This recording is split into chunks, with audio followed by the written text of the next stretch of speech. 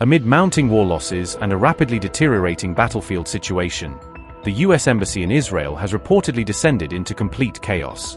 Senior American diplomats stationed in Israel are said to be rebelling against Donald Trump's handpicked envoy, openly questioning his decisions and leadership. One damaging leak after another is now hitting the U.S. mission in Israel, with internal cables and confidential conversations spilling into the media. In Tehran, Iranian officials and state media are openly mocking the infighting, as U.S. officials bicker among themselves and Donald Trump is increasingly portrayed as a leader losing control. Staffers at the U.S. Embassy in Israel have reportedly been threatened with expulsion from their posting, as internal tensions explode amid the wider Iran war and mounting pressure on American diplomats. Several U.S. Embassy staffers are being accused of leaking internal emails sent by U.S. Ambassador Mike Huckabee, exposing his private messages and sparking a major security and political storm. According to reports, U.S. Deputy Ambassador to Israel David Brownstein issued a sharp warning to embassy staffers, cautioning them against further leaks and making clear there would be serious consequences. In a twist of irony, Brownstein's own memo warning against leaks and demanding secrecy was itself leaked to CNN, highlighting just how deep the internal revolt and mistrust had become. Brownstein's memo reportedly stressed that leaking the ambassador's emails amounted to a violation of operational security, framing the disclosures as not just insubordination but a direct threat to mission safety. He also wrote that the leak was absolutely unacceptable and explicitly warned that such actions would be considered grounds for removal from post with prejudice and other administrative punishment. This internal chaos and breakdown of discipline inside the U.S. Embassy in Israel is unfolding even as a raging war tears through the Middle East and strains American diplomacy to its limits. On February 28, the United States and Israel launched a joint military operation inside Iran, a dramatic strike that culminated in the killing of Iran's supreme leader and shocked the region. In retaliation, Iran has struck back by targeting U.S. bases, embassies, and intelligence facilities across the Middle East, widening the conflict far beyond Iran's borders. America's Arab allies have borne much of the brunt of Iran's anger, with their territories, strategic sites, and vital oil infrastructure increasingly coming under attack. The Iranian military has also unleashed nearly 24 waves of missile and drone attacks against Israel, testing air defenses and forcing Israelis into repeated alerts. Saudi Arabia's government has announced that its forces destroyed 3 drones east of Riyadh, intercepting them as Iran's broader campaign of strikes rippled across the region. Even as many of Iran's drones are being shot down, the United States is now grappling with the spiraling financial and political cost of this war, both abroad and within its own embassies and institutions.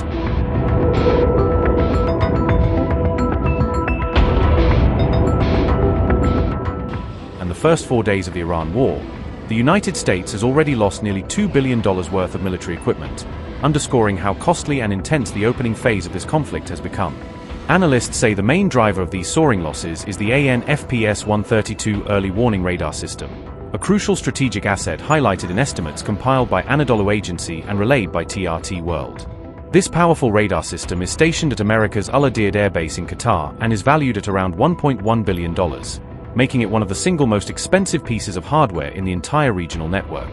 Qatar has confirmed that this radar was struck and damaged during an Iranian missile barrage on February 28, dealing a major blow to U.S. missile detection and early warning capability in the Gulf.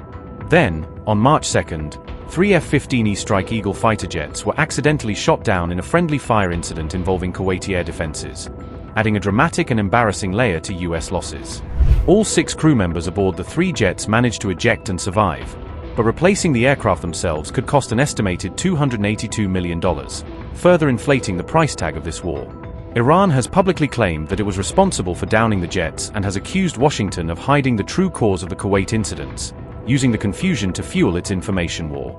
The shootdowns are being described as the first confirmed loss of U.S. aircraft since the war against Iran began, marking a significant and symbolic moment in the air campaign.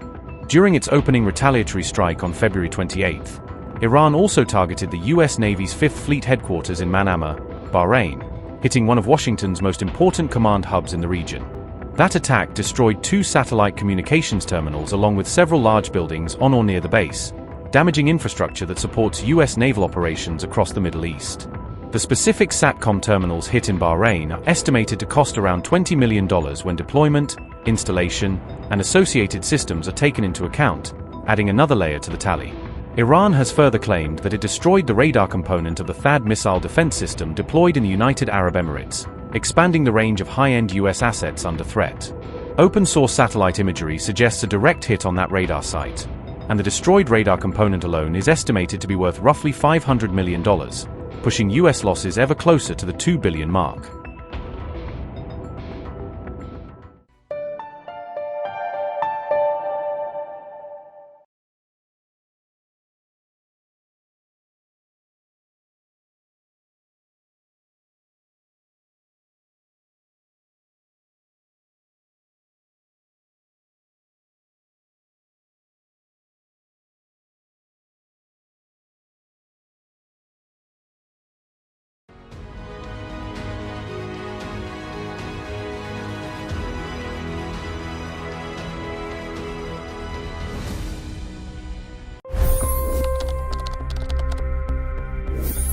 $25 crore गरीब गरीबी को परास्त करके बाहर निकले।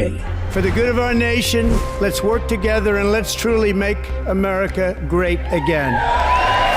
The fastest news breaks. Requested PM saying that look, you will have to speak to Putin and to Zelensky. The biggest newsmakers. The relationship with India is probably the most important bilateral relationship the U.S. will have for the rest of this century. The capital delivered quite an election result today. Expert analysis. The million-dollar question today is how to stop this dance of death. Ground reports. I'm standing at the crossroad of the Kumbh Mela. Behind me are more than 100 entry ghats. Long-form interviews. Exclusionary politics is reflected in Manipur case as well. You don't bother because this is a small state. Deep dive into burning issues. It's often said DRC could be the richest country in the whole world. It's because of what sits underneath. Why exactly did the US topple the Sheikh Hasina government? HD videos.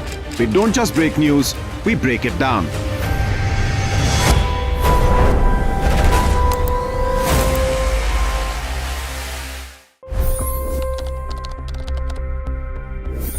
$25 crore गरीब गरीबी को परास्त करके बाहर निकले। For the good of our nation, let's work together and let's truly make America great again. The fastest news breaks. Requested PM saying that look, you will have to speak to Putin and to Zelensky. The biggest newsmakers. The relationship with India is probably the most important bilateral relationship the U.S. will have for the rest of this century. The capital delivered quite an election result today. Expert analysis. The million-dollar question today is how to stop this dance of death. Ground reports. I'm standing at the crossroad of the Kumbh Mela. Behind me are more than 100 entry ghats. Long-form interviews. Exclusionary politics is reflected in Manipur case as well. You don't bother because this is a small state. Deep dive into burning issues. It's often said DRC could be the richest country in the whole world. It's because of what sits underneath. Why exactly did the US topple the Sheikh Hasina government? HD videos. We don't just break news, we break it down.